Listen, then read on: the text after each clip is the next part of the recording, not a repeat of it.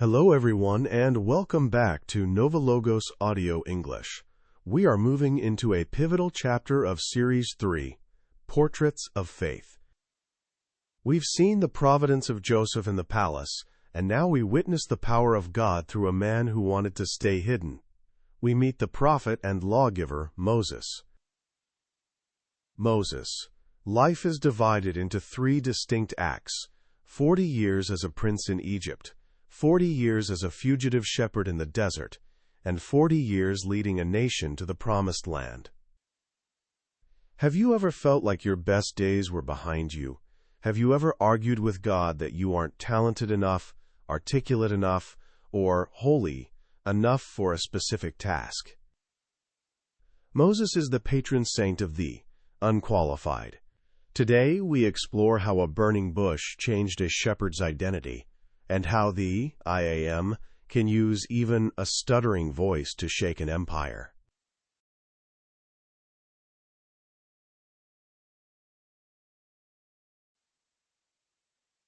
Section 1. The fire that does not consume. After 40 years of silence in the wilderness, Moses encountered something impossible. A bush was on fire, but it didn't turn to ash.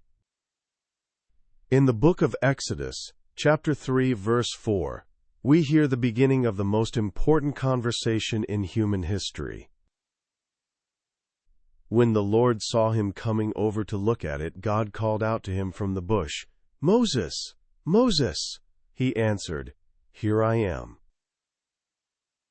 The burning bush is a symbol of God's holiness, a fire that purifies without destroying. But notice that God called Moses by name before giving him a mission. Before the Red Sea parted, before the 10 Commandments were given, there was a personal encounter. God met Moses exactly where he was, in the middle of his ordinary, daily work. Reflection. Are you waiting for a burning bush to happen in a cathedral? Remember that Moses found his in the middle of a desert while tending sheep.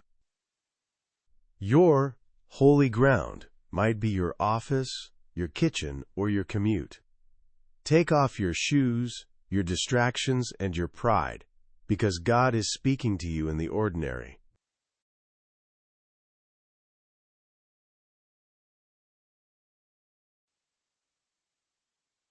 Section 2. The Shadow. Who am I? Moses didn't say yes immediately. In fact, he gave 5 excuses. His shadow was deep-seated insecurity and a past he wanted to forget. In Exodus chapter 3, verse 11, he asked the question we all ask. But Moses said to God, "Who am I that I should go to Pharaoh and lead the Israelites out of Egypt?" Moses' shadow was his focus on his own limitations. He remembered his failure in Egypt 40 years prior. He complained that he was slow of speech and tongue. But God didn't answer his "Who am I?" with a compliment about Moses' skills. Instead, he answered with a promise, "I will be with you." The shadow of our inadequacy is only cured by the light of God's presence. Mirroring our lives. We often disqualify ourselves because we aren't enough. We aren't smart enough, brave enough, or experienced enough. But, as many saints have said, God does not call the equipped. He equips the called. Your "Who am I?" is irrelevant when the great I am is the one sending you.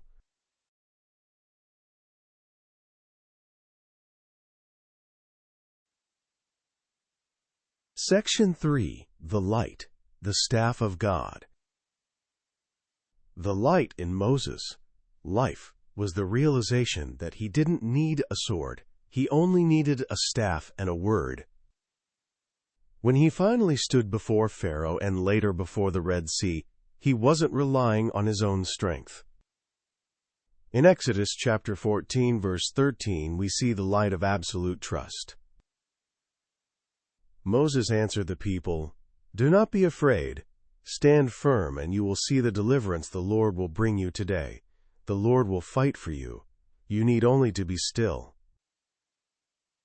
This is the ultimate light of the Mosaic journey. God fights the battles. From the plagues of Egypt to the manna in the desert, Moses became a transparent vessel for divine power. He learned that leadership isn't about having all the answers. It's about being the one who holds up the staff while God does the work. The light of surrender. True power begins when we stop trying to be the Savior and start pointing toward the Savior. Moses, light teaches us that when we are still, we allow the Creator to move mountains and part seas on our behalf.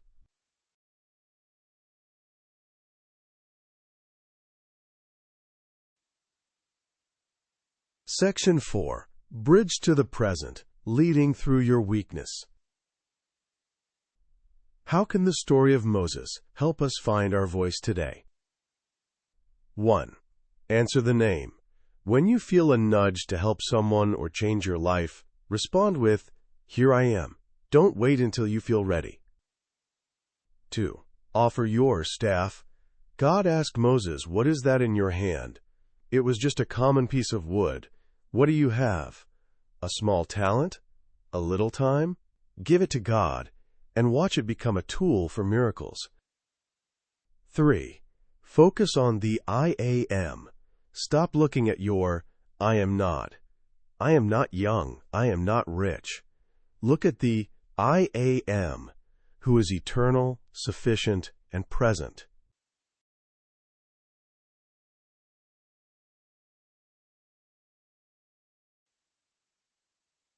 Section 5.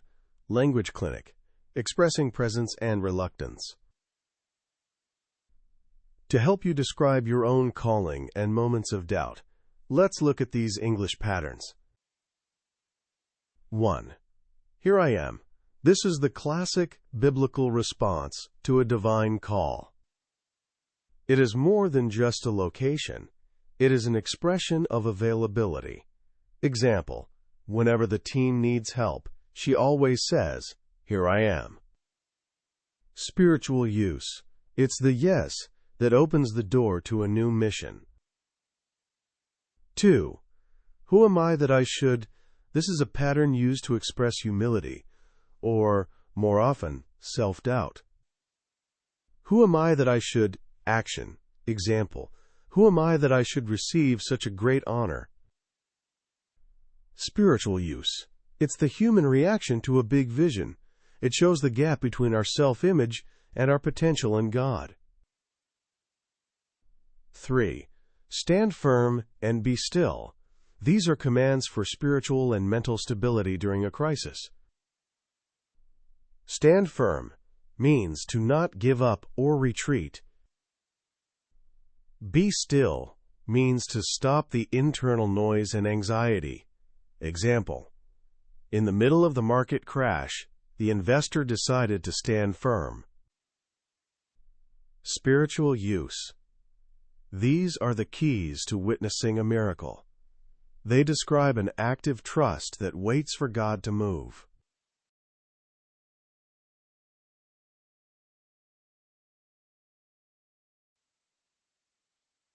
Consolidation and review. Key phrases for your journey. 1. Moses, Moses, here I am. The beginning of every great mission is a personal call and a willing heart. 2. Remove the sandals from your feet, a command to show reverence and let go of worldly attachments. 3. I am, WHOIAM, the name of God that signifies He is self-sufficient and eternally present. 4. Who am I that I should go?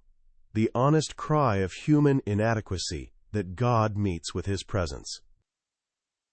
5. The Lord will fight for you. a reminder that we are not the ones who achieve the victory, we are the witnesses of it. 6. A land flowing with milk and honey, the classic idiom for a place of abundance and peace promised by God.